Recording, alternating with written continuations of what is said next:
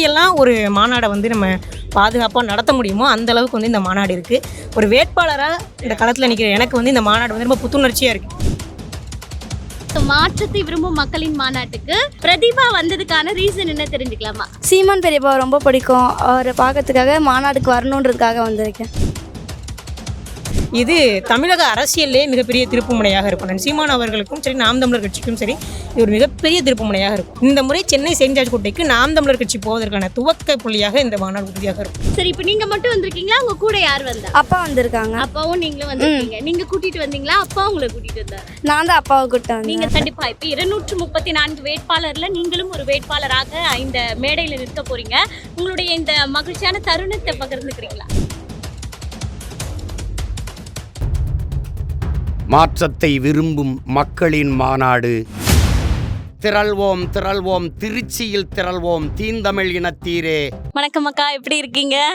இப்பதான் ஒரு நேர்காணல் கொடுத்துருந்தீங்க. மக்களுடைய வரவேற்பு கண்டிப்பா நீங்க வெற்றி பெறணும், உங்க குழந்தையும் சேர்ந்து வெற்றி பெறணும்னு வாழ்த்திருக்காங்க. நேர்களுக்கு ஒரு வாழ்த்து தெரிவிச்சிருங்க. கண்டிப்பா அத்தனை பேருக்கும் மிக்க மகிழ்ச்சி, மிக்க நன்றி. கண்டிப்பா இப்போ மக்களின் மாநாடு, மாற்றத்தை விரும்பும் மக்களின் மாநாடுக்கு வருகை புரிந்திருக்கீங்க. மாநாட்டு திடல் வந்து முழுமையாக இன்னும் மக்கள் மட்டும்தான் நிரம்பணும். மாநாட்டு ஏற்பாடுகள்லாம் எப்படி இருக்கு? இந்த அரசியல்ல எந்த விதமான மாற்றத்தை ஏற்படுத்த போகுது? மிகச் சிறப்பாக இருக்குது மாநாட்டு திடல். அதுலேயும் நீங்கள் குறிப்பாக பார்த்தீங்கன்னா மாற்றுத்திறனாளிகளுக்குன்னு தனியாக வந்து இருக்கைகள் ஒதுக்கியிருக்கும். அதே போல் ஒவ்வொரு பாராளுமன்ற தொகுதிக்கும் அந்த தொகுதிக்கு உட்பட்டு அந்த மக்கள்லாம் இங்கே உட்காரணும். ஏன்னா கிளஞ்சி உட்காந்துடக்கூடாது, மக்கள் வந்து கூட்டிகிட்டு வரணும், பத்திரமா கூட்டிகிட்டு போகணும் அப்படின்ற மாதிரியான பல்வேறு காரணங்களுக்காக எப்படியெல்லாம் ஒரு மாநாடை வந்து நம்ம பாதுகாப்பாக நடத்த முடியுமோ அந்த அளவுக்கு வந்து இந்த மாநாடு இருக்குது. ஒரு வேட்பாளராக இந்த களத்தில் நிற்கிற எனக்கு வந்து இந்த மாநாடு வந்து ரொம்ப புத்துணர்ச்சியாக இருக்குது. ஏன்னா இப்போ மக்கள் வந்துட்டு இருக்கிறாங்க. வெயிலோட தாக்கம், நம்ம வந்து தற்கூரிகள் கிடையாது, வெயிலில் வந்து நிற்கணும்னு எல்லாருக்குமே வந்து தனித்தனியாக நம்ம மண்டபங்களை ஏற்கனவே பிடிச்சி கொடுத்துருவோம். எல்லாருமே மண்டபங்களில் இருக்கிறாங்க. வெளியூர்லேருந்து வந்த உறவுகள், இன்னும் உறவுகள் வந்துட்டு இருக்கிறாங்க. அவங்க எல்லாருமே வந்து ஒரு 3 மணி 4 மணி போல் பார்த்திங்கன்னா முழுமையாக இந்த இடமே வந்து நிரம்பிடும். மக்களாலேயே இந்த இடம் நிரம்பிடும்.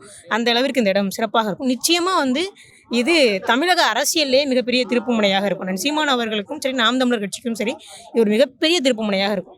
இந்த முறை சென்னை செயின்ட் ஜார்ஜ் கோட்டைக்கு நாம் தமிழர் கட்சி போவதற்கான துவக்க புள்ளியாக இந்த மாநாடு உறுதியாக இருக்கும். கண்டிப்பா. இன்னொன்று சில விமர்சனங்கள் சமூக வலைதளங்கள்ல என்ன வைக்கப்படுதுன்னா, நாம் தமிழர் கட்சி இவ்வளோ பிரம்மாண்டமாக மாநாடு நடத்துவதற்கான ஒரு மிகப்பெரிய காரணம் விஜய் நடத்தியதை பார்த்து காப்பி அடிக்கிறாங்கன்னு சொல்றாங்க. இதுக்கு என்ன பதிலடி கொடுத்து? இல்லை, இது வந்து ஒரு நகைச்சுவை, அவ்வளோதான். அதாவது வந்து பூனை கண்ணை மூடிட்டு உலகமே இருட்டா இருக்குன்னு நினைக்கிற மாதிரி விஜயை பார்த்தெல்லாம் இந்த மாநாடு போடணும் அவசியம் இல்லை. இந்த மாநாடு நாங்கள் போடணும்னு திட்டமிட்டது விஜய் அரசியலுக்கு வரதுக்கு முன்பாகவே 2026 தான் நாம் தமிழர் கட்சிக்கான களம். 2016 என்னன்னு சொன்னது, அடுத்த 10 ஆண்டுகளுக்கு பிறகு தான் என்னுடைய களம் இருக்குன்ட்டாங்க. அப்போ 2016 விஜய் அரசியலுக்கு வருவார்னு விஜய் நினைச்சிருக்க மாட்டார். அப்போ ஜெயலலிதாவும் கருணாநிதி அவர்களும் அரசியல் இருந்த காலம். அந்த காலகட்டத்திலேயே நாங்கள் 10 ஆண்டுகளுக்கு முன்பாகவே நாங்கள் முடிவு செய்துட்டோம் 2026 தான் எங்களுக்கான களம்னு. இப்போ விஜய் அரசியலுக்கு வந்தே 2 ஆண்டு காலம் தான் ஆகுது. அப்போ விஜயை பார்த்தெல்லாம் நாங்கள் வந்து இந்த மாநாடை போடலை. மாறாக நாங்கள் எங்களுடைய உணர்வுகளோட 10 ஆண்டுகளுக்கு முன்பே முடிவு செய்யப்பட்ட களம் இது. 2026 நாம் தமிழர் கட்சிக்கான களம்னு. அதனால இந்த மாநாட்டை நாங்கள் மிகப்பெரிய அளவில் ஏற்படுத்தியிருக்கிறோமே தவிர விஜயை பார்த்தெல்லாம் இல்லை. இது இதை விட பெரிய நகைச்சுவை இல்லை. விஜய் அரசியலில் வந்து எங்களுக்கெல்லாம் ஜூனியர். விஜயை பார்த்தெல்லாம் நாங்கள் கற்றுக்கணும்னு எதுவும் இல்லை. இன்னொன்று, இங்கேயும் வந்து பார்த்தீங்கன்னா பெரிய அளவில் கூட்டம் கூடுவதற்கான ஏற்பாடுகள் நடந்துட்டு இருக்கு.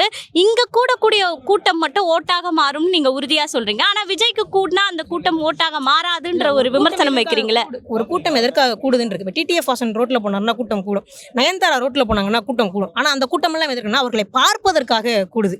இப்போ விஜயுடைய கூட்டம் என்னன்னா விஜயை பார்க்கணும், விஜய் தரிசனம் கிடைக்கணும். நீங்களே பார்க்கலாம், விஜயோட ஃபேன்ஸ் சொல்லுவாங்க எனக்கு விஜயோட தரிசனம் கிடைச்சா போகும். ஆனால் இங்கே வரக்கூடிய கூட்டம் வந்து சீமான் அவர்கள் மாயாண்டி குடும்பத்தார் படத்தில் சிறப்பாக நடிச்சிருக்காருன்னு யாரும் வரல. சீமான் அவர்கள் தம்பி படத்தை சிறப்பாக இயக்கி இருக்கிறாரு, அதனால சீமான் அவர்களை பார்த்தா போதும் வரல. சீமான் அண்ணன் அவர்களுடைய கொள்கை என்ன, அவர் என்ன சொல்ல போறாரு, அவருடைய ஆட்சி வரைவனன்னு கேட்கறதுக்காக வந்திருக்கிற கூட்டம் இந்த கூட்டம்.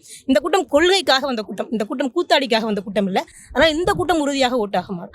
கண்டிப்பா. இதுவரை வந்து இந்த மாதிரி 10 லட்சம் பேர் ஒரு இடத்துல கூடணும் அப்படின்லாம் ஒரு முனைப்போடு நாம் தமிழர் கட்சி பெரிய அளவில் மாநாடு நடத்தினது இல்லைல்ல.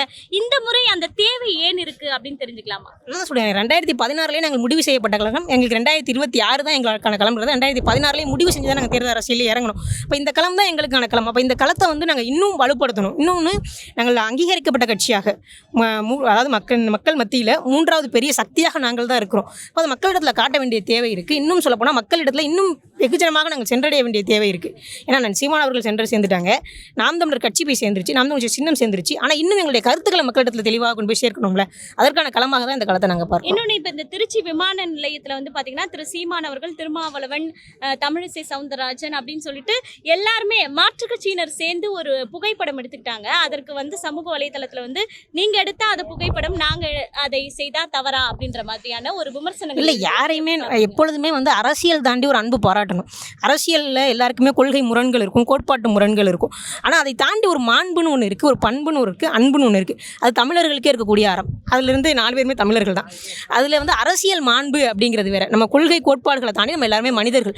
அந்த அடிப்படையில் நட்பு பாராட்டுறது எந்த விதத்துலையும் தவறில்லை. மாறாக போய் அவங்களோட கூட்டணி வச்சோம்னாலோ, இல்லை மாறாக நம்முடைய கொள்கைகள் எல்லாம் தொலைச்சிட்டு அவங்கள்ட்ட போய் நம்ம கொள்கைகளை அவங்கள்ட்ட போய் அடகு வச்சோம்னால தான் அது தவறே தவிர, மற்றபடி நீங்கள் நல்லா இருக்கீங்களா, நான் நல்லா இருக்கேன் அப்படின்னு கேட்கறதுல எந்த தவறும் இல்லை. அதுதான் உண்மையிலே ஒரு ஆகச்சிறந்த ஜனநாயகம்.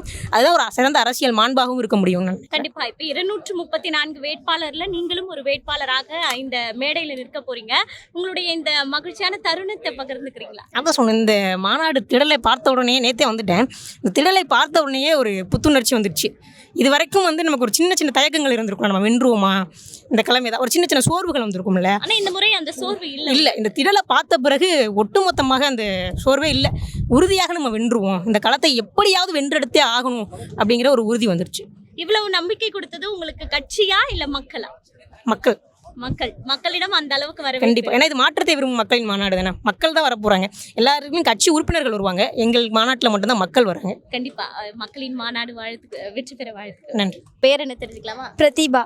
நீங்க எந்த ஊர்ல இருந்து இங்க வந்திருக்கீங்க மாநாடு? திருச்சி. திருச்சியில இருந்து. சரி, இப்போ இந்த மாநாட்டுக்கு, மாற்றத்தை விரும்பும் மக்களின் மாநாட்டுக்கு உங்க பேர் என்ன? பிரதீபா. பிரதீபா வந்ததுக்கான ரீசன் என்ன தெரிஞ்சுக்கலாமா? சீமான் பெரியப்பா ரொம்ப பிடிக்கும், அவரை பார்க்கறதுக்காக மாநாடுக்கு வரணுன்றதுக்காக வந்திருக்கேன். நீங்க அவருடைய காணொளிகள் எல்லாம் பார்ப்பீங்களா? டெய்லியும் பார்ப்பேன். அரசியல் மாற்றம்னா என்னன்றது உங்களுக்கு புரியுதா அவருடைய காணொளி பார்த்தா? நல்லா புரியுது. நீங்க உங்க ஃப்ரெண்ட்ஸ் கிட்டலாம் எப்படி சொல்வீங்க சீமான் அவர்களை பற்றி? அவங்களாம் வந்து விஜய், தளபதி அவங்கள பற்றிலாம் வந்து சொல்லுவாங்க. ஆனால் நானும் வந்து இந்த மாதிரி இவங்கள பற்றி சொல்லுவேன். இவங்களுக்கு சீமான் பெரியப்பாக்கு நல்லா சப்போர்ட் பண்ணுவேன். சப்போர்ட் பண்ணீங்க? உங்க ஃப்ரெண்ட்ஸ் ஏத்துப்பாங்களா? என் கிளாஸில் வந்து நான் இந்த மாதிரி சீமான் பெரியப்பா பற்றி பார்ப்பேன். இன்னொன்று ஹன்சிகான ஒரு பொண்ணு இருக்கா, அவள் பார்ப்பா. வேறு யாரும் இது பார்க்க மாட்டாங்க. அப்போ வந்து நீங்கள் விஜய் ரசிகர்கள் கிட்ட சீமான் அவர்களை பற்றி எடுத்து சொல்வீங்க? நிறைய சொல்லுவேன். யாரையாவது மாத்திருக்கீங்களா அந்த மாதிரி? ஜெயஸ்ரீன்ற ஒரு பொண்ணை மாற்றிருக்கேன். அப்படியா? விஜய் ரசிகர்லேருந்து சீமான் ரசிகராக மாற்றிட்டீங்க. ஓகே. இப்போ இந்த மாற்றத்தை விரும்பும் மக்களின் மாநாடு, இந்த தேர்தலில் சீமான் பெரியப்பா வெற்றி பெறுவார் நம்புறீங்களா? கண்டிப்பாக நம்புறீங்க. சரி, இப்போ நீங்க மட்டும் வந்திருக்கீங்களா? உங்க கூட யார் வந்தா? அப்பா வந்திருக்காங்க. அப்பாவும் நீங்களும் வந்திருக்கீங்க. நீங்க கூட்டிட்டு வந்தீங்களா, அப்பா உங்களை கூட்டிட்டு வந்தாரு? நான் தான் அப்பாவை கூட்டிட்டு வந்தேன். நீங்க தான் அப்பாவை கூட்டிட்டு வந்தீங்க. சரி, ஓகே. அதாவது அரசியல் மாற்றம்னா என்னன்னு சிறு குழந்தைகள் முதல் வந்து மாற்றம் நடக்குது அப்படின்றத களத்துல நம்மளால பார்க்க முடியுது. ரொம்ப நன்றி தங்கம். மாற்றத்தை விரும்பும் மக்களின் மாநாடு. திரள்வோம் திருச்சியில் திரள்வோம் தீந்தமிழ் இனத்தீரே.